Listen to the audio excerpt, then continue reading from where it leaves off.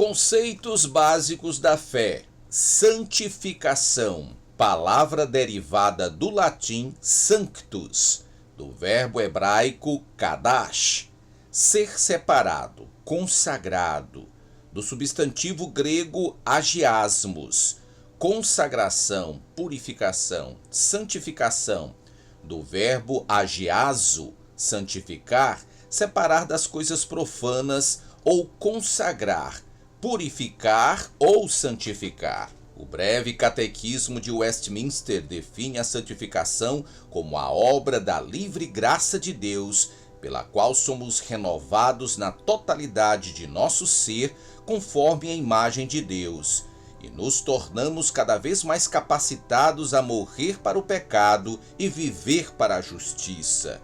Esta definição, no entanto, apesar de útil ao chamar a atenção à graça soberana de Deus, assim como a responsabilidade de cada cristão, tende a confundir a regeneração com a santificação.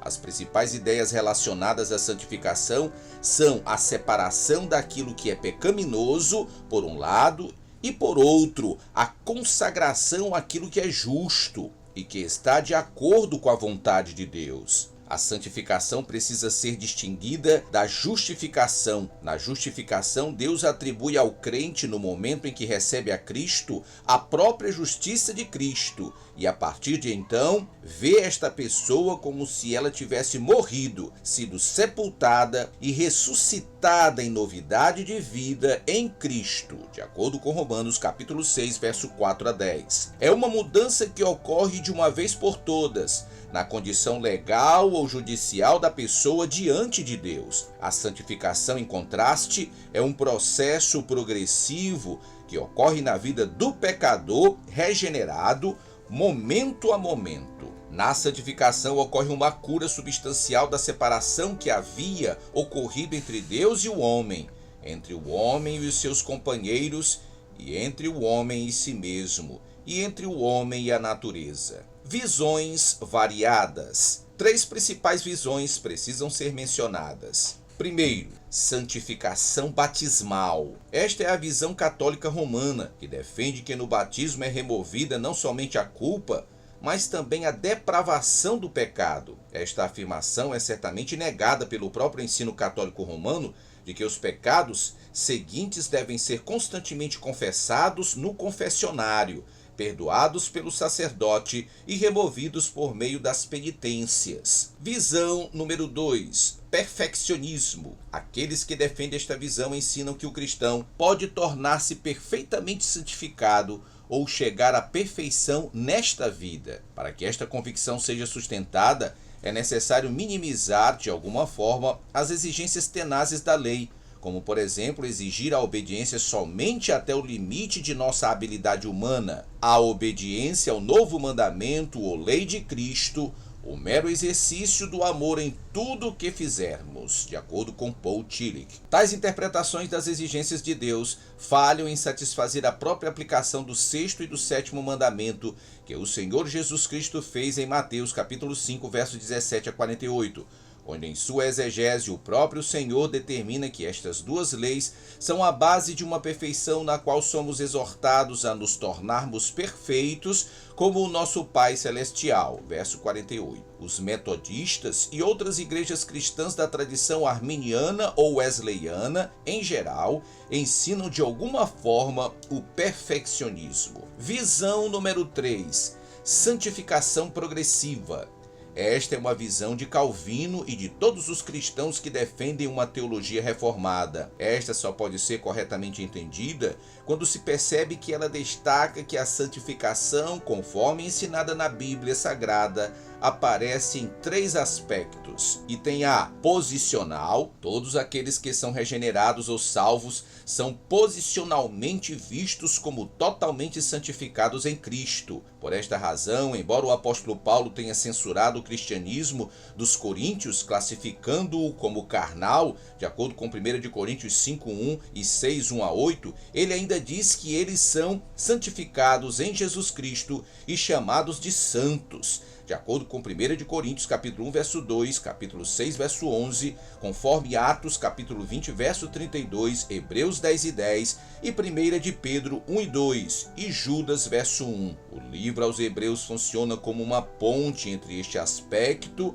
e a santificação experimental que vem a seguir, de acordo com Hebreus capítulo 2, verso 17, uma vez que o conhecimento da santificação posicional depende de uma compreensão mental da verdade bíblica, ele possui uma natureza instantânea, de uma vez por todas, como ocorre na percepção de todos os outros conhecimentos, os quais alguns confundem com a própria perfeição. Item B, experimental. No desenvolvimento de uma vida santificada, os cristãos consideram sua posição em Cristo da maneira como ela é expressa em algumas passagens, como Romanos capítulo 6, verso 2 a 10, Colossenses 2, 9 a 13, 2 de Tessalonicenses 2, 13 e 1 de Pedro 1, 2. O próprio Senhor Jesus Cristo expressa os ensinos básicos da santificação em Mateus capítulo 5, verso 17 a 48. E Paulo o faz em Romanos 6 a 8. O crente deve ser santo, Êxodo capítulo 19, verso 6, Levítico 11, 44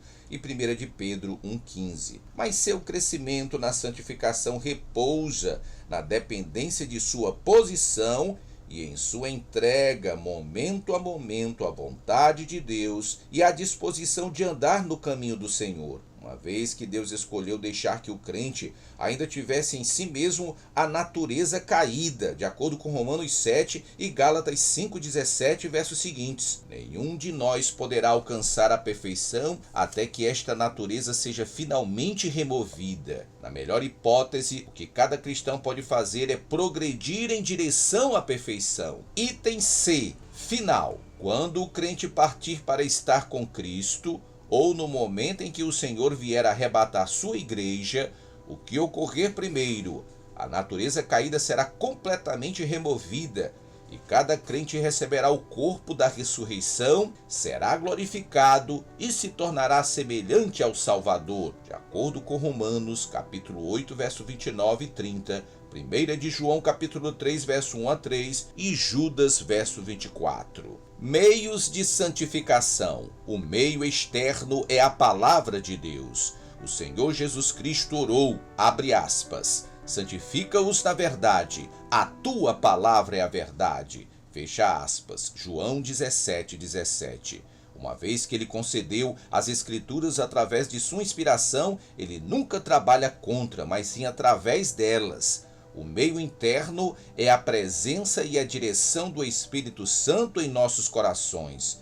É ele quem mantém a lei de Deus, assim como foi revelada por ele mesmo em nós e através de nós. Abre aspas.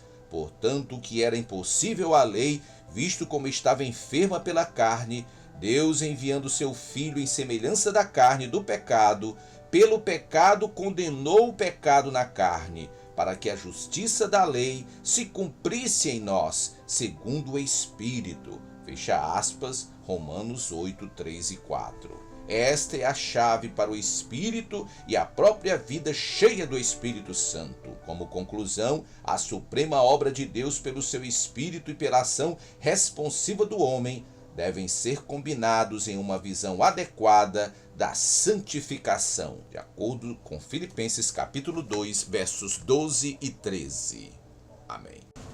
Que legal, você chegou até o final do vídeo. Muito obrigado. E agora, se não deixou o like, peço a você, deixa o like no vídeo. Me ajude a continuar esse trabalho. O seu like é importantíssimo para a manutenção deste trabalho. Muito obrigado. Até o próximo vídeo. Deus te abençoe com muita saúde. Valeu!